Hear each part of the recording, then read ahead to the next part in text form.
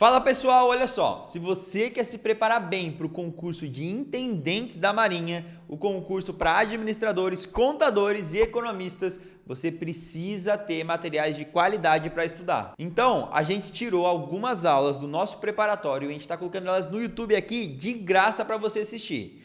Lembrando que essa é uma das várias outras aulas que existem dentro do nosso curso. Então, se você quer que mais vídeos assim como esse sejam disponibilizados de graça aqui no YouTube para você, é muito importante que você clique aqui no botãozinho de curtir, porque assim a gente entende que você está gostando desse conteúdo e nos motiva a produzir mais vídeos assim. Depois, dá uma conferida aqui embaixo na descrição que a gente tem um link para você baixar alguns materiais de estudo, como provas anteriores, um cronograma e que vão te ajudar muito na preparação. Então aguarda a vinheta que a aula já está começando.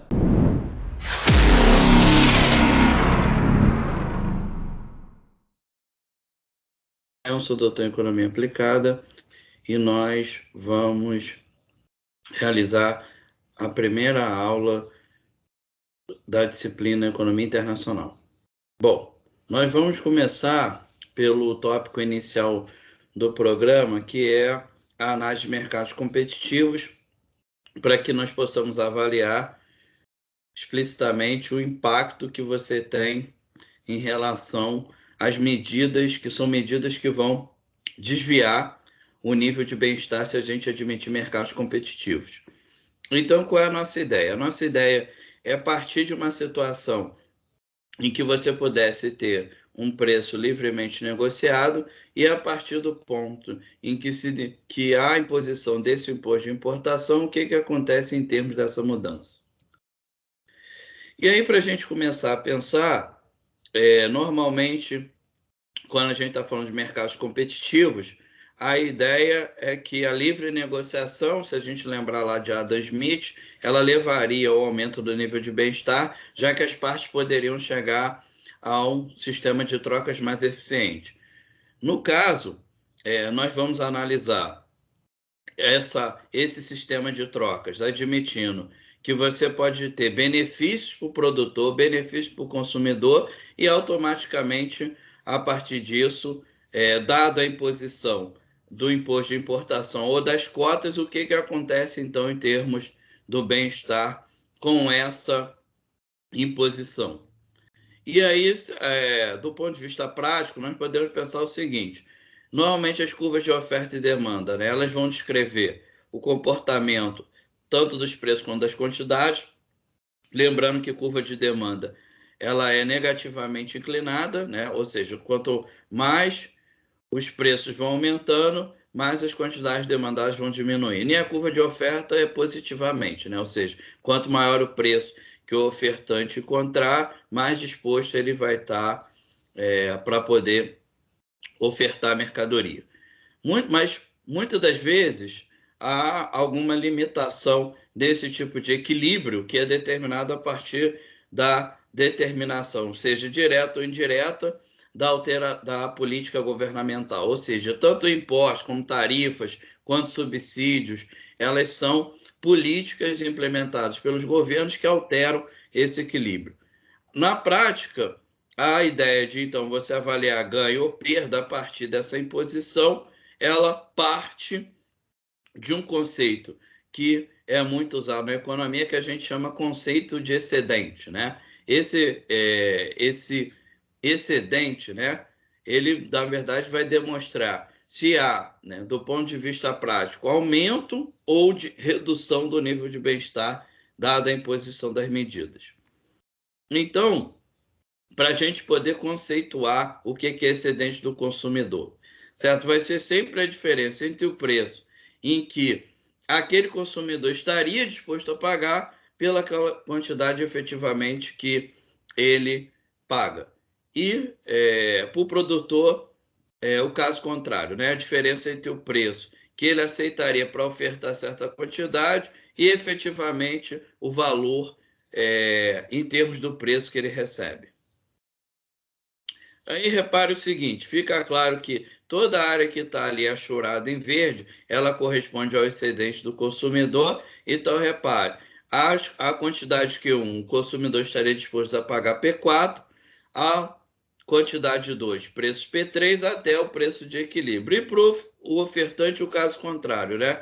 Repara que a preços P1 ele só estaria disposto a ofertar Q1, mas a preços P2 ele está disposto a ofertar Q2. E a quantidade de equilíbrio é quando você tem um encontro de oferta e demanda.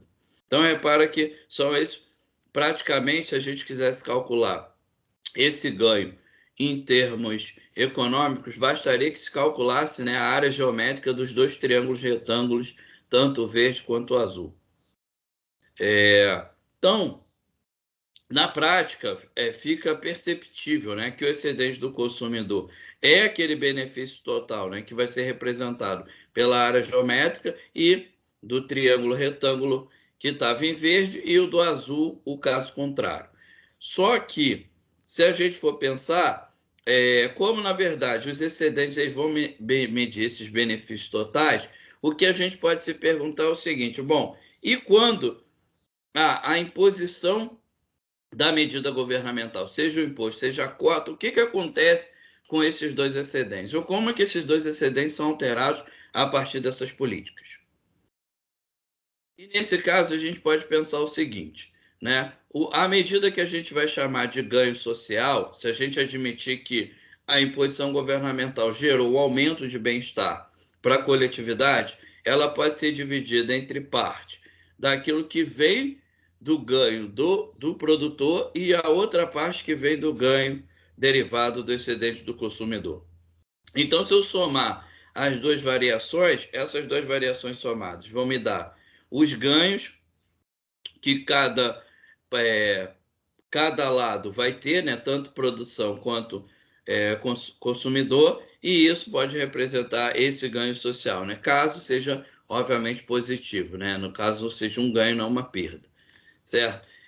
Na prática, a gente pode pensar o seguinte: se essa medida, né, ela for onerosa, então a gente está dizendo que o governo vai incorrer em gastos, certo? A gente poderia pensar, né, que isso vai acabar gerando uma perda, né, como a gente viu, não ganho, certo? Porém, se a medida de política econômica gerar arrecadação para o governo, a gente deve adicionar isso ao ganho social, pois, obviamente, né, quando o governo ele acaba tendo a opção de poder arrecadar, por exemplo, com imposto, certo? Isso para ele vai representar esse adicional de receita. Em caso contrário, né, se o governo tem que incorrer em gasto, isso pode representar para ele uma despesa. Certo? Então, nesse caso, repara, o preço de equilíbrio, então, que está sendo determinado pelo PE e pelo QE, nós podemos pensar que esse imposto, né, ele vai ser somado direto ao que a gente vai chamar ali de preço PW, que seria, então, o preço sem o imposto, mais o Tzinho que representaria a alíquota, e isso daria o preço que seria definido a mercado. E aí, com base nisso, repara que nós teríamos algumas áreas que determinariam o excedente do consumidor, o do produtor e os ganhos que você teve derivados da receita governamental. Então, a gente pode separar, né? A variação do excedente do produtor ali vai ser determinado pela área que está sendo demarcada por A, certo? Repara que do mesmo jeito que nós fizemos anteriormente, a gente pode calcular a área desse trapézio, que vai poder determinar qual é a variação do excedente do consumidor. Ali, né, a arrecadação governamental vai ter marcada por C mais D, então bastaria que nós calculássemos as áreas desses dois retângulos, e os dois triângulos da ponta vão representar o ganho social, né? Nesse caso, repara como é negativo, né, se a gente fizer a conta. Então, na verdade, isso corresponde a uma perda de bem-estar para a sociedade derivada do imposto. O que era de se esperar, né? Porque normalmente, como o imposto ele vai tanto encarecer o preço final da mercadoria, parte desse imposto vai vir daquilo que vai ter que ser repassado pelo vendedor à mercadoria, e a outra parte vai vir da perda que os consumidores têm em virtude da quantidade que eles consomem, dado o aumento do preço com o imposto. Aí pensamos, né? Se a gente fosse pensar, né? Qual a explicação econômica então para a perda de bem-estar? Obviamente, como eu falei anteriormente, o fato de que os preços se alterarem, eles tanto vão fazer com que parte dos vendedores seja desincentivado a querer ofertar em condições livres e parte disso da opção que os consumidores vão ter de quererem preferir outras mercadorias que não aquelas que estão sofrendo com o imposto, certo? E a gente pergunta, qual seria o resultado se fosse uma alíquota, né? Perdão, se fosse uma cota de importação. O resultado seria o mesmo, né? A diferença específica é que, nesse caso, a arrecadação do governo vai ser igual a zero, porque a cota, vamos lembrar, ela vai ser uma limitação do volume importado.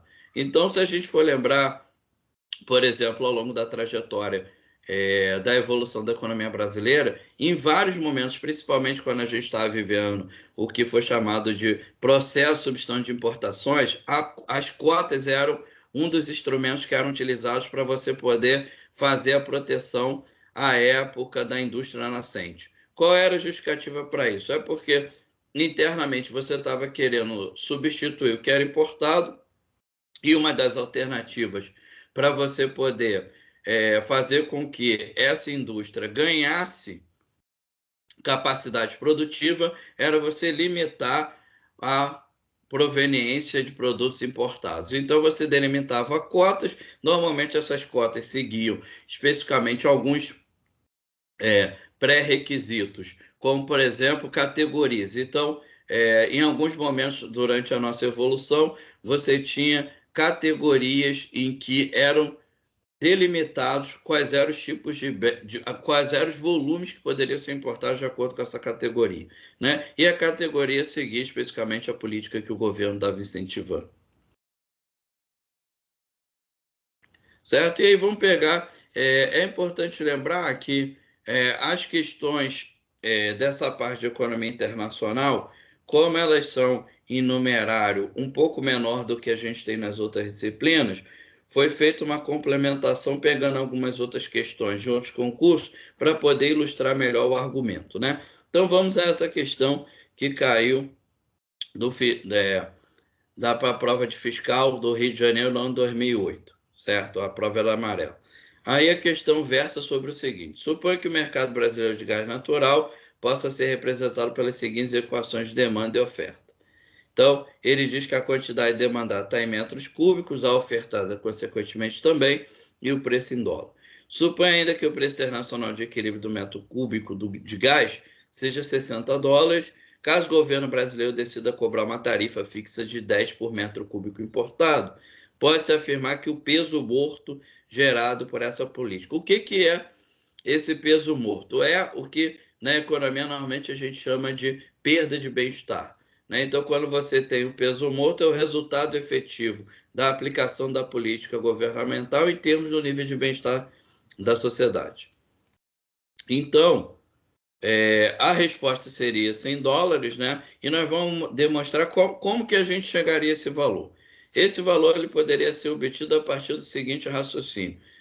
Primeiro, nós calcularíamos o equilíbrio de economia fechada para poder determinar qual seria o preço, que nesse caso seria 120, é a quantidade também, certo? Depois, com o preço internacional que foi dado na questão de $60, a gente avaliaria aonde esse preço estava. Então, repare que ele está abaixo do preço de equilíbrio, conforme nós havíamos visto durante a exposição do conteúdo, e a tarifa que está sendo cobrada, que é o imposto, ele está elevando esse preço de 60 para 70. Com base nisso, repare, foi automaticamente possível demarcar tanto as áreas que representam o excedente do consumidor quanto o excedente do produtor e a receita governamental, assim como as respectivas quantidades que estão delimitadas ali, né? 60, depois 70, que eram os valores já de equilíbrio, 120, 170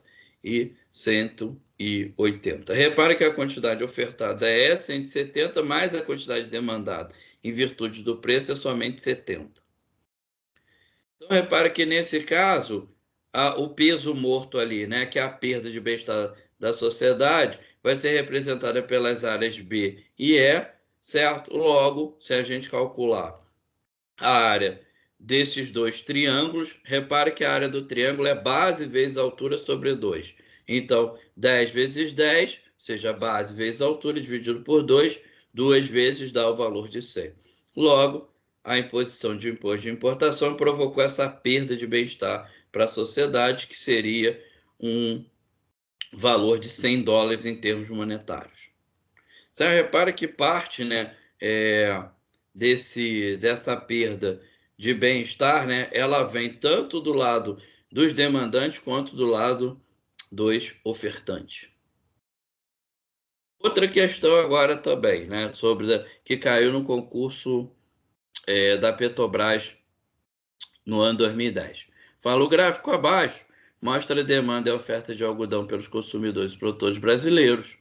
Supõe que o governo brasileiro não aplique impostos ou subsídios sobre a exportação de algodão ou sobre a venda no mercado interno, mas os Estados Unidos subsidiem seus produtos. Assim, o gráfico mostra preços de algodão vigentes no Brasil, se não houvesse o subsídio aos produtores americanos, e esse preço então seria P0, e havendo subsídio, o preço seria P1. Então, repara que nesse caso, né, o preço que está com o subsídio, obviamente está um preço abaixo, né, porque esse subsídio vai incidir diretamente sobre aquele preço que vai ser repassado diretamente aos consumidores, e nesse caso, o subsídio, então, para a gente poder marcar, do ponto de vista prático, ele representaria, né, aos residentes no Brasil uma perda de excedente igual à área A, B, C e D. Se a gente for lembrar do gráfico que nós fizemos, a demarcação dessa área apareceria, nesse caso, ao contrário, né? Por quê? Porque quando o subsídio ele deslocou o preço para baixo, as áreas que a gente viu, elas agora estavam entre o preço P0, que seria o preço antes, e o preço P1, certo? Então, repare ali, o preço P0 é o preço do algodão sem o subsídio, e o preço P1 é o preço com o subsídio. A variação, nesse caso, do excedente do consumidor seria demarcada pelo trapézio achurado e amarelo, que está delimitado ali pela nomenclatura da área A, certo? O excedente do produtor seria a perda, né, indicada pelas áreas B e C, né, os dois trapézios, certo? E o ganho social, obviamente que seria o peso morto, seria pela área B. Repara que nesse caso, então, se a gente fosse olhar para cá, as áreas seriam indicadas entre a figura A, B, C e D, que é exatamente a nossa divisão que nós fizemos aqui, corresponde à área B, né? Então, a marcação dos pontos ali A, B, C e D é exatamente a marcação dos vértices da nossa área.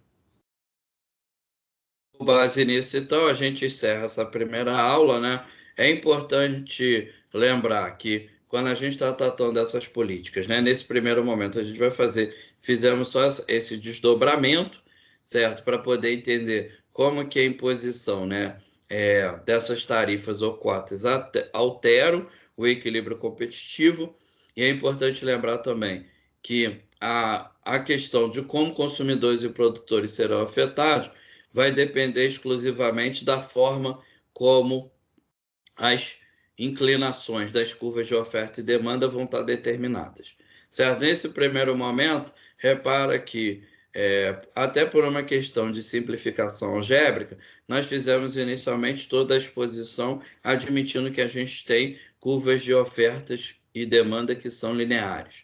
Isso vai implicar necessariamente que, quando a gente for delimitar as áreas que correspondem aos excedentes, elas serão as áreas geométricas indicadas na relação entre o ponto de equilíbrio, o ponto da determinação do preço a nível internacional e o preço com o imposto.